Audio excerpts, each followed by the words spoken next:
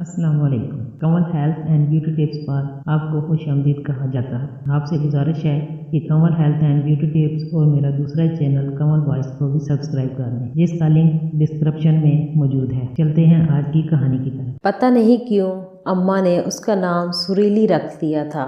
वो थी भी बला की खूबसूरत और जवान होते ही नाम का असर भी नज़र आने लगा था।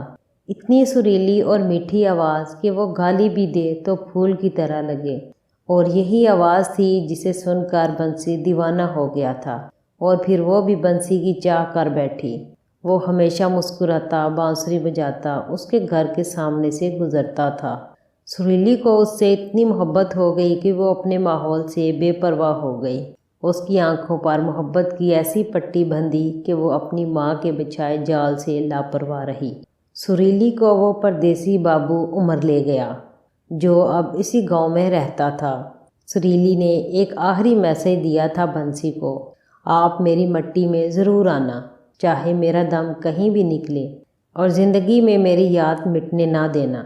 लहू रस रस के बहता है आँखों से, कैसे एहसास और कैसा दर्द मिलता है, ये वही जानते हैं जो किसी से बेपनाह मोहब्बत करते हैं।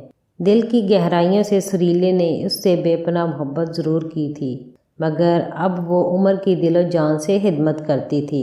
उसकी दौलत से सुरीली की माँ अपना घर भर चुकी थी। 2 बेटियों का ब्याह बड़े ही अच्छे घर में कर दिया और वो अपने ससुराल में बेहद खुश भी थी।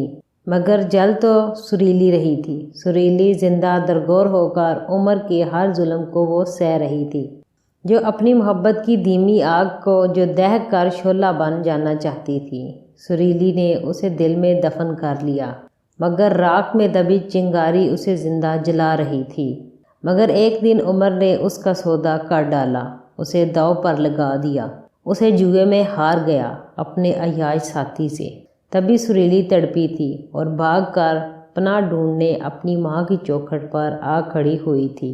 माँ, तूने मुझे जिसके हाथ सौंपा था वो मर्द नहीं, वो रावण है। उसने मुझ पर बेइंतहा जुल्म किए।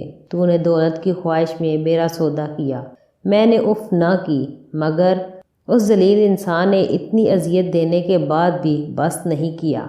वो मुझे अपने अयाज साथी से जुए में हार गया। माँ, क्या औरत अब भी द्रौपदी की तरह हारने की चीज़ बनकर रह गई है? माँ, क्या औरत का कोई मकाम नहीं रह गया? माँ ने अपनी निगाह नीची कर ली। सुरीली, मैंने तेरा ब्याह कर दिया, अब मैं कुछ नहीं जानती, अब यहाँ तेरा ठिकाना नहीं रहा। माँ की आवाज़ उसे वज़नी पत्थर की तरह लगी, जिसके तले वो दब गई। हाँ माँ, मैं भूल गई थी कि सबसे पहले तो तूने मेरा सौदा किया था। एक माँ जब अपनी औलाद को बेचकर दूसरी बेटियों की राह खोलती है तो उससे और उम्मीद भी क्या की जा सकती है।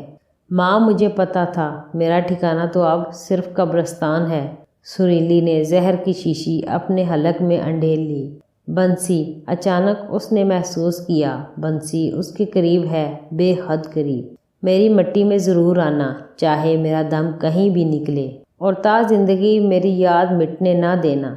लहू रस रस के बहता है आँखों से।